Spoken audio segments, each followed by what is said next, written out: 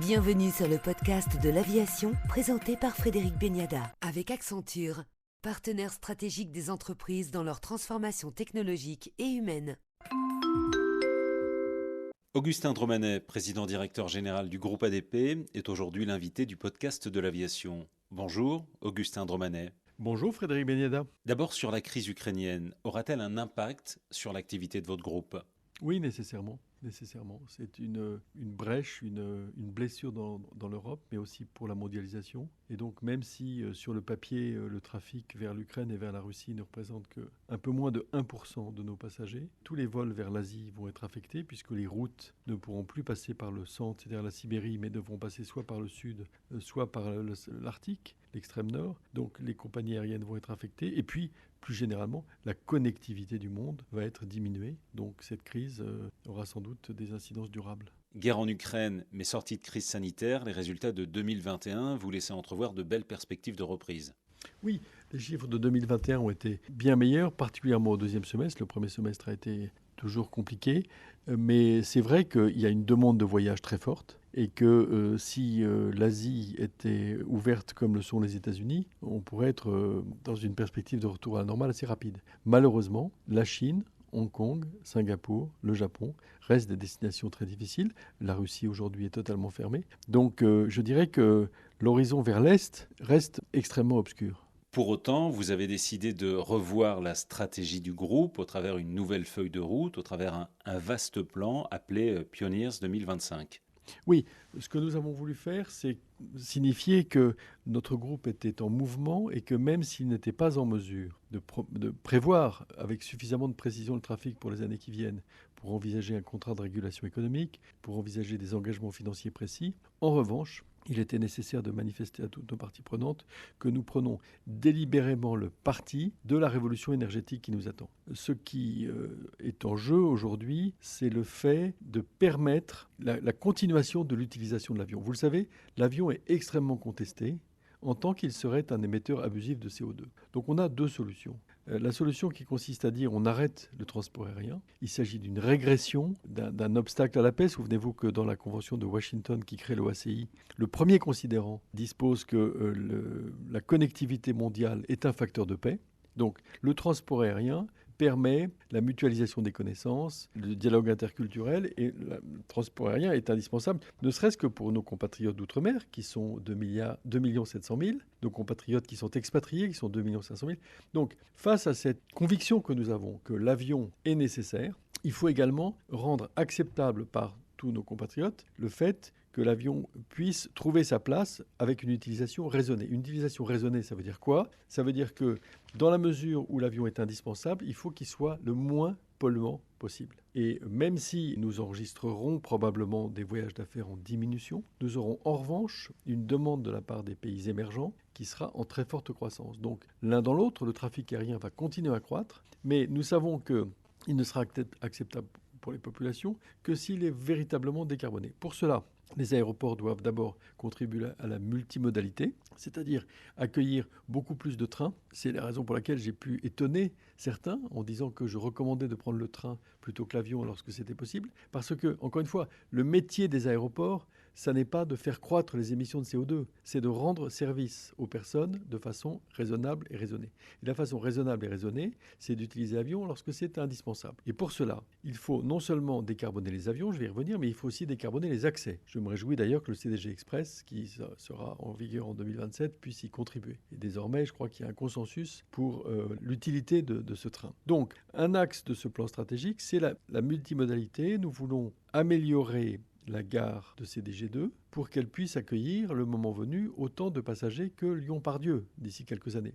Charles de Gaulle va être multimodal en ce sens qu'il va accueillir la ligne 17 du Grand Paris Express, le CDG Express, le RER B, la ligne Roissy-Picardie et puis des lignes de TGV traditionnelles, lignes qui vont pouvoir être plus nombreuses grâce aux travaux du sud de l'Île-de-France, ce qu'on appelle le barreau Massy-Valenton, qui va permettre à des trains en provenance du sud-ouest, de Bordeaux, d'Angoulême, de Toulouse, d'arriver beaucoup plus facilement à Charles de Gaulle. Donc nous travaillons aujourd'hui avec la SNCF pour améliorer les horaires, de manière à ce que, par exemple, les avions arrivent plus tôt pour que les passagers puissent bénéficier des premières vagues du matin. Donc cette multimodalité, c'est vraiment un axe fort pour le groupe ADP.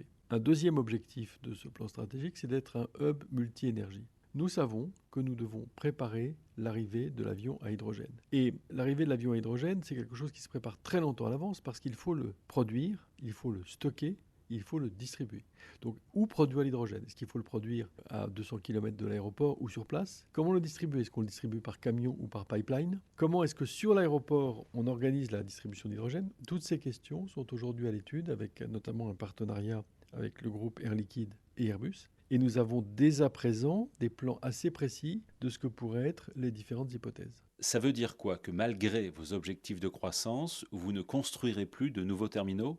Alors, il y a deux types de croissance. Il y a la croissance du groupe ADP et la croissance du transport aérien en général. Sur la croissance du transport aérien en général, comme je vous l'ai dit, je pense qu'elle va reprendre. Nous aurons eu une encoche d'environ 8 ans, puisque nos prévisions sont que le trafic de 2019 pourrait retrouver son niveau entre 2024 et 2026. Donc, le trafic va revenir à son niveau de 2019 et continuer à croître, un rythme peut-être un peu plus modéré qu'auparavant, mais je vous le rappelle qu'avec 1,4 milliard de Chinois, plus d'1 milliard d'Indiens, ce sont ces personnes qui vont driver la croissance du trafic aérien mondial. Donc le groupe ADP demeure attentif à créer de la valeur en allant capter une partie de ce trafic. Et c'est notamment l'objet de notre participation dans le groupe indien GMR, qui, vous le savez, possède les aéroports de Delhi, Hyderabad, Bhogapuram, Goa, et un aéroport en Indonésie et un aéroport en Crète, l'aéroport d'Héraklion. Donc, s'agissant du groupe ADP, nous souhaitons pouvoir capter une partie de la croissance mondiale.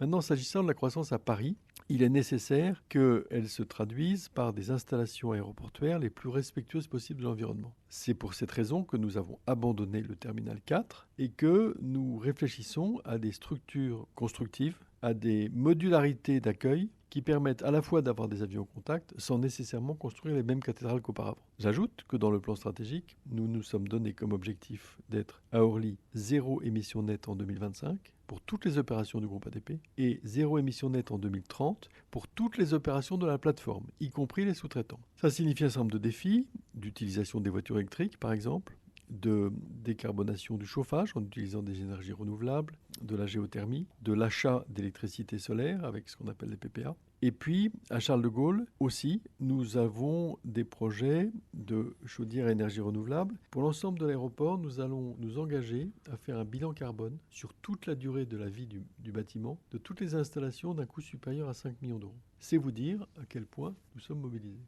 C'est donc en quelque sorte une meilleure optimisation des installations existantes. Oui, le transport aérien, encore une fois, a tendance à être pris comme bouc émissaire de la carbonation. Et nous souhaitons renverser le paradigme et montrer à quel point un groupe aéroportuaire comme le nôtre peut non seulement se décarboner lui-même, mais aussi emmener tout le secteur. Je vous rappelle que c'est lors du Paris Air Forum de 2019 que nous avons été les premiers à poser publiquement la question de l'utilisation des carburants aéronautiques durables. Et à l'époque, un certain nombre de représentants de compagnies aériennes nous disaient « c'est inimaginable, c'est beaucoup trop cher ». 2 ans après, regardez où nous en sommes. Il y a 2 ans ou 3 ans, le monde du transport aérien était encore pour beaucoup d'entre ses membres convaincus que la dernière goutte de kérosène serait pour lui et que la question de la décarbonation ne concernait que les autres. Et il y a eu un changement à partir, je dirais, de l'été 2019. Et aujourd'hui, que ce soit les compagnies aériennes, à commencer par Air France, ou les constructeurs d'avions, ou évidemment le groupe ADP, nous sommes convaincus que nous devons être des acteurs de cette transformation et essayer d'aller le plus vite possible. L'hydrogène, certes, mais la meilleure solution, la solution la plus proche, la plus durable, ce ne sont pas les SAF pour vous? Exactement. La voie la plus proche, ce sont les carburants aéronautiques durables. Mais pour un certain nombre de raisons techniques sur lesquelles je ne m'étendrai pas, on estime que l'hydrogène sera également très important et qui pourrait représenter environ 20% des sources d'économie d'émissions de CO2 de l'aviation en 2040. Donc nous sommes obligés de faire flèche de tout bois. Il n'est pas possible pour nous de faire l'impasse sur l'alimentation des avions en hydrogène.